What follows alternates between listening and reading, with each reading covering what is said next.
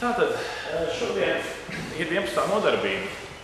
Un 11. nodarbība ir par Dievu svēto garu kā svētu darītāju. Respektīvi, ko tas nozīmē svētu darītājs? Kas jūsu izpratnē, ja tā jums jau tagad jūs pirmo reizi varbūt dzirdat tādu vārdu svētu darītājs, kas jums nāk prātā? Kā labi darītājs. Kā labi darītājs? Tas ir tāds, kas dara kaut kādas, jūs tādas labas svētas lietas, jā? Aha, jā. Kāda vēl varianti?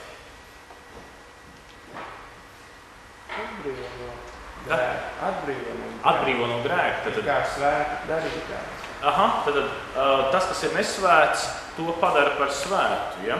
Caur to, ka... Kas vēl, jūsuprāt, būtu šim vārdam svētu darītājs tāds, kas būtu atbilstoši, kā jūsuprāt? Tad, ja jūs atceraties, mēs ticības apliecībai, ejot sulīt pa sulīt cauri, mēs runājam par to, ka Dievs Tēvs, mēs vairāk par viņu runājam kā par radītāju, ja? Kad runājam par Jēzus Kristu, mēs runājam par pestītāju, glābēju, un šodien mēs runājam par svētdarītāju. Un kas tad ir svētais gars? Svētais gars ir Dievs pats. Gan savā būtībā ir Dievs, gan savā spēkā un godībā ir Dievs. Tāpēc, ka kādreiz tā varbūt pārprot un domā, ka svētais gars, tas ir kaut kāds tikai, kaut kāda Dieva, mīlestība vai kaut kāda Dieva enerģija vai vēl kaut kas atvasināts no Dieva. Tā nav taisnība. Svētais gars pats ir Dievs. Jo mēs, kā mēs arī esam par to sākumā runājuši, tad ir viens trīsvienīgs Dievs, ir viens Dievs, viena dievišķa būtība. Ja? Un tai pašā laikā ir Dievs Tēvs, Dievs Dēls, Dievs Svētais Gars kā trīs dažādas personas. Un Svētais Gars ir konkrēta persona. Un ja tā ir persona, tas nozīmē to, ka ar viņu arī mēs veidojam attiecības kā persona ar personu. Ja? Jo ja viņš būtu enerģija, tad apmēram būtu tāpat, kā es varētu izveidot attiecības ar elektrisko strāvu. Ja? Nekā. Tā ir enerģija. Ja? Tā strāva ir enerģija. Es ar to nekā nevaru būt dialogā. Es varu varbūt pieķerties pēc 220, bet tad varētu arī man beigties ar to, ka nekas labs nebūtu. Ja? Tā kā mēs saprotam, ja Dievs svētais gars ir persona, tas nozīmē to, ka es ar viņu gan varu sarunāties, gan varu būt miedarbībā, gan viņu varu uzklausīt, gan viņam varu atbildēt un būt tādā miedarbībā. Ja? Tas ir svarīgi. Tālāk, ja mēs domājam par svētā gara darbību, ir tā, ka ja nebūtu svētā gara ar to darbību, ko viņš mums šodien veic, tad Kristus nopelns būtu veltīgs. Kā to saprast? Ne jau tāpēc, ka Kristus upuris būtu nepilnīgs vai vēl kaut kā. Nē, viņš ir pilnīgs, bet mēs nevarētu to, ko Kristus ir sagādājis, mēs nevarētu dabūt mums šodien.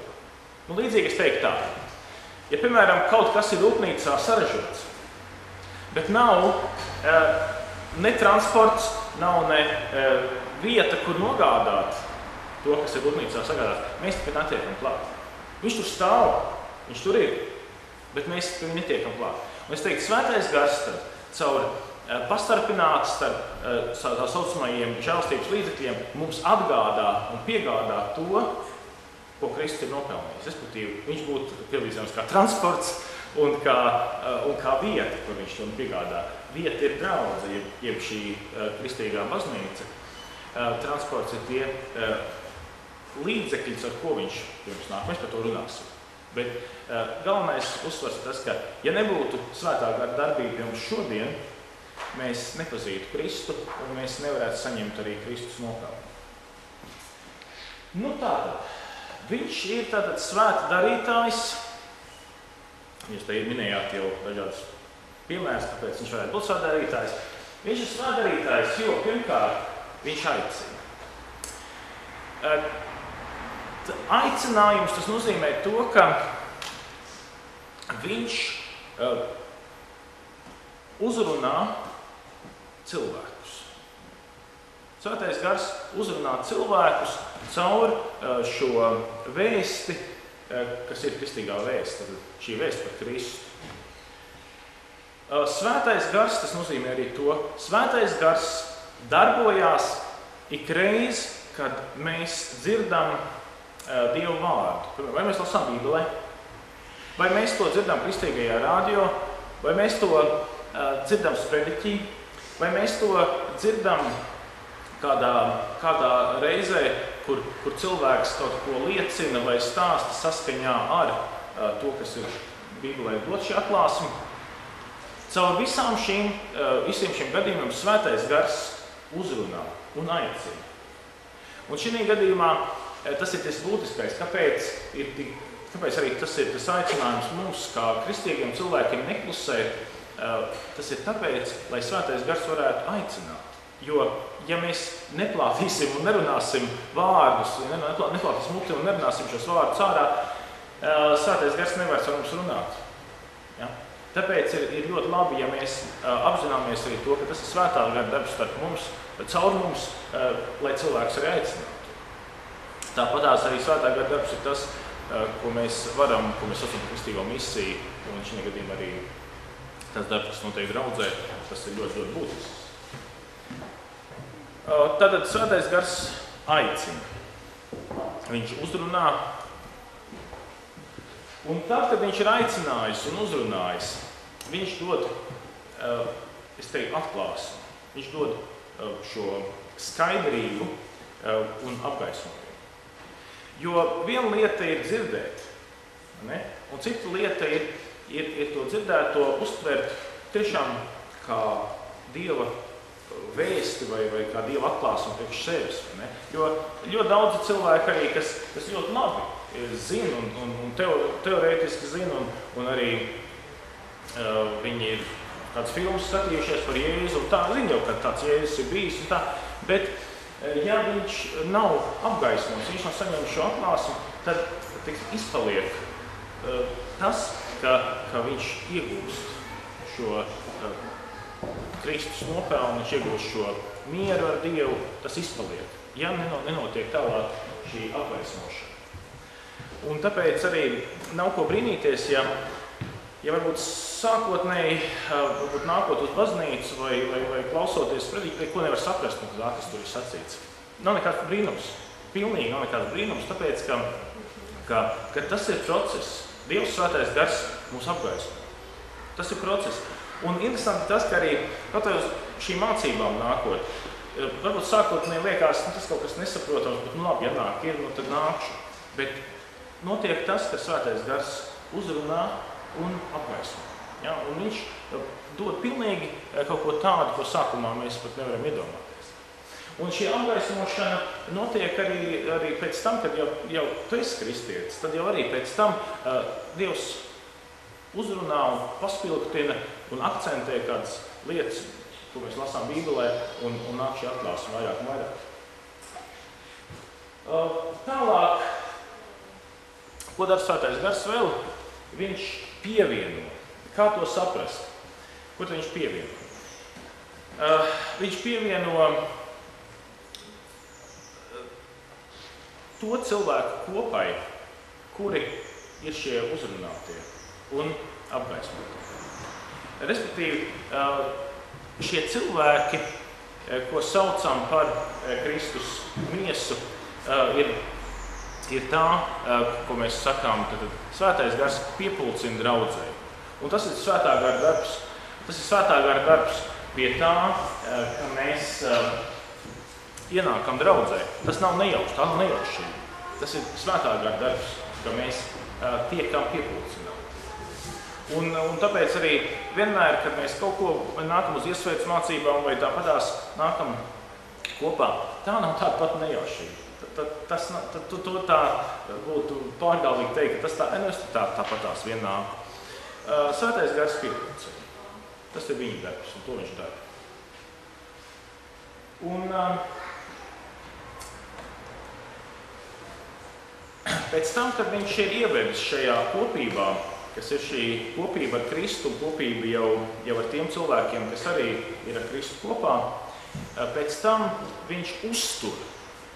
Tad viņš uztur šajā kopībā, un ko mēs saucam šajā kristīgajā dzīvē.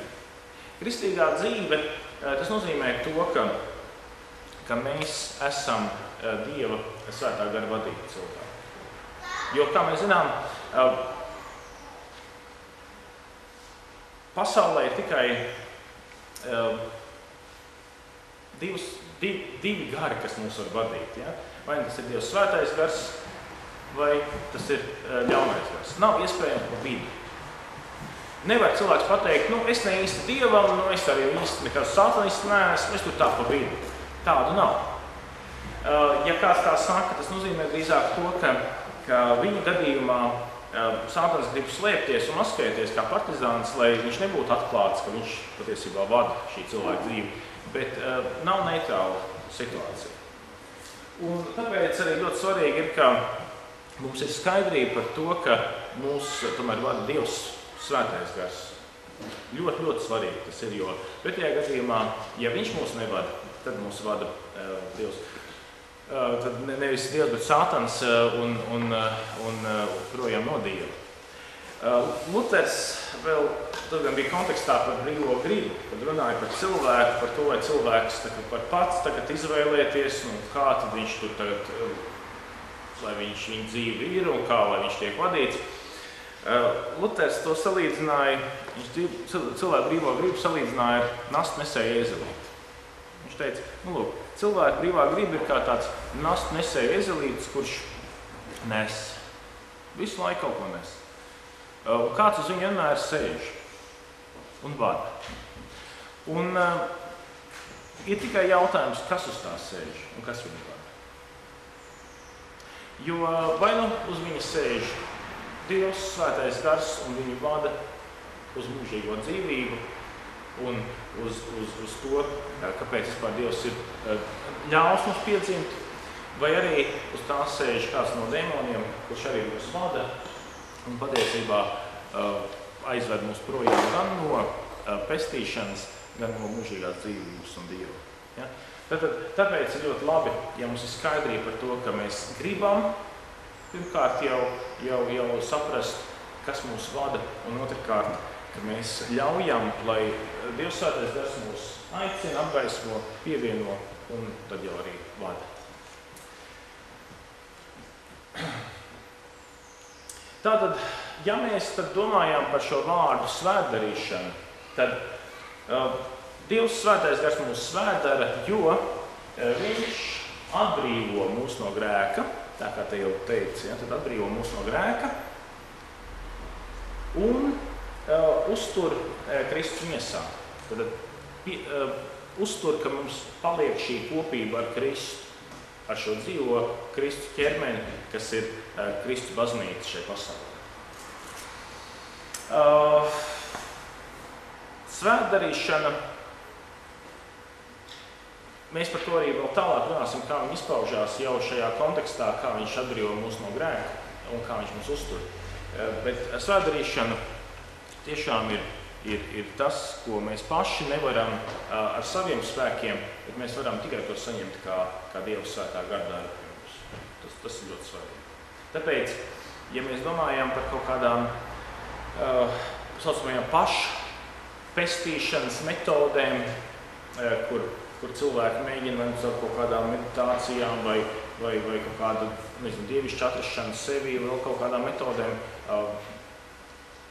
kā teikt, ņemt sevi līdzīgi kā barons Mihālzins iz apkakls un izcelt no purva ārā ar visu zirgu. Ja?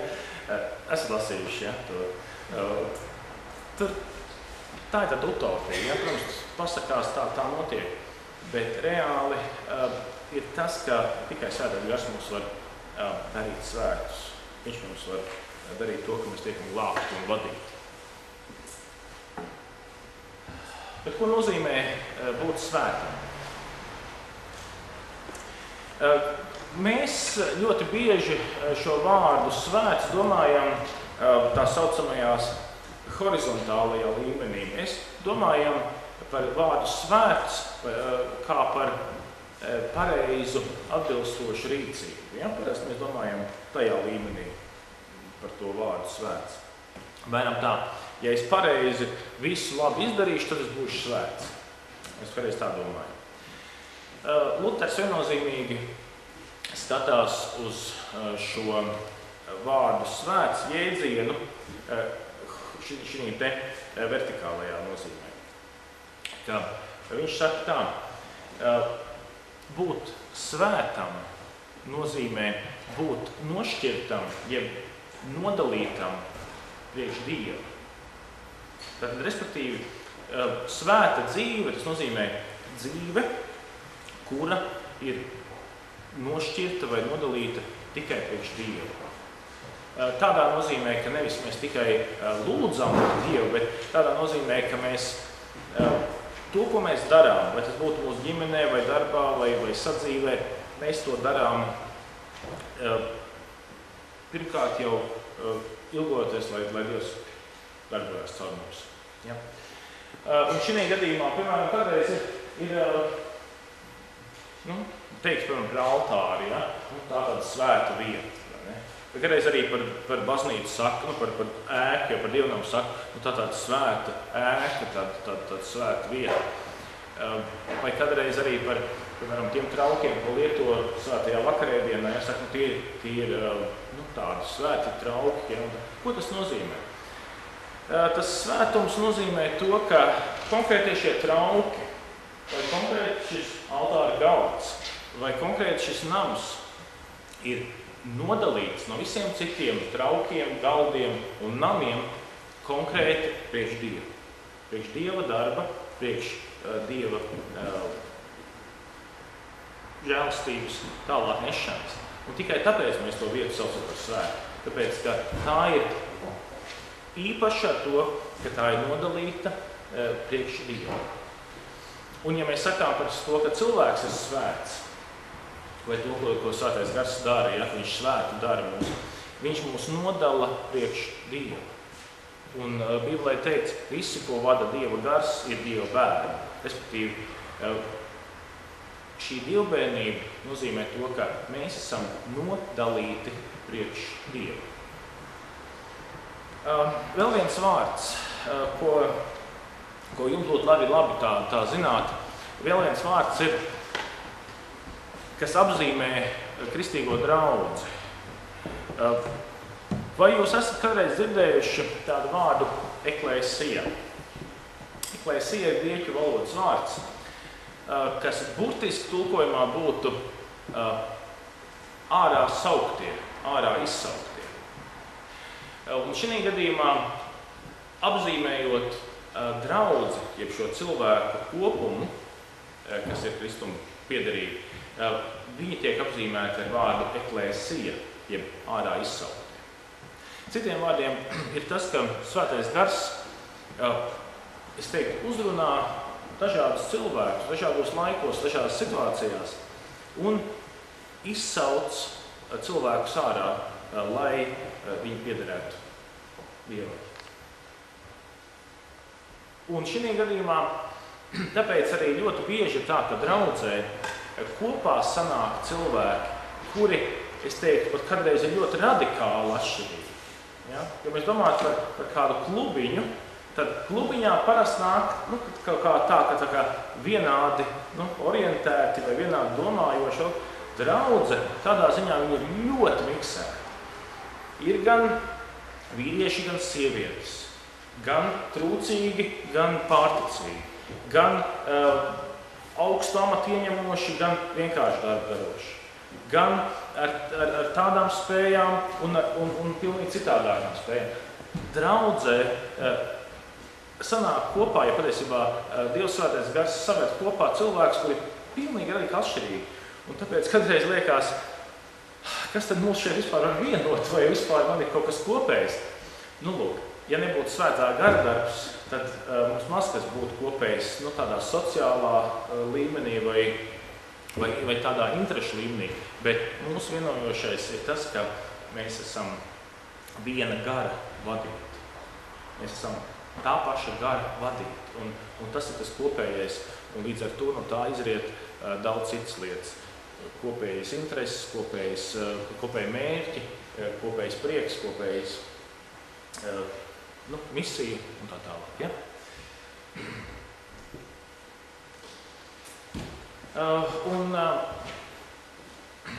Kā jau es to sākumā teicu, un es to vēlreiz gribētu uzsvērt, ka, ja nebūtu svētā gara darbs, Kristus nopelns būtu veltīgs. Nebūtu mums šodien, 2000 gadu vēlāk, kā Kristus ir dzīvojis, saņemt vai grēku piedošanu, vai vispār kādu šo gan pasludinājumu, gan vadību no Dieva. Bet tā kā Svētais Gars ir klātesošs un darbojās, tad arī mēs varam teikt, ka Kristus nopelns ir reāls. Un tas ir tas, kas jau notiek, kad Svētais Gars darbojās jau ar to brīdi, ka mēs ienākam šeit, pavisam konkrēti viņš ienāk mūsos jau kā cilvēkā ar mūsu kristību brīdi, jo atcerieties, tad, kad tiek kāds kristīts, tad arī viņš tiek kristīts ar Tēva un Dēla un Svētā Gara vārdā, un pēc tam tiek arī viņam apliecināts, ka kristībā tu esi saņēmis Svēto Garu, un es apzīmētu Kristus īpašo mūžīgi. Un šis apzīmējums par Kristus īpašo mūžīgi notiek ar to, ka Svētais Gars ir šis zīmoks, jeb šis apliecinājums, ka tu tiešām esi Dieva bērns. Caur Kristu. Tā kā Kristus ir Dieva dēls, tā mēs kļūstam šī paša Dieva dēla gara bērni. Ja? Tas ir ļoti, ļoti svarīgs. Un pēc tam jau, kad mēs esam caur kristību ienākuši draudzē, tad Svētais Gars turpina mūs uzturēt caur to, ka mēs esam dievkalpojumā, dzirdam Dievu vārdu, tad Svētais Gars mums runā caur šo pasludinājumu un tālāk arī caur Svēto vakarēdi. Bet par to mēs iesim tālāk, jo tas viss notiek baznīcā. Un baznīca ir Svētā Gara radīta. Tātad baznīca ir Dieva darbs. Tā nav kaut kāda organizācija, kas vienkārši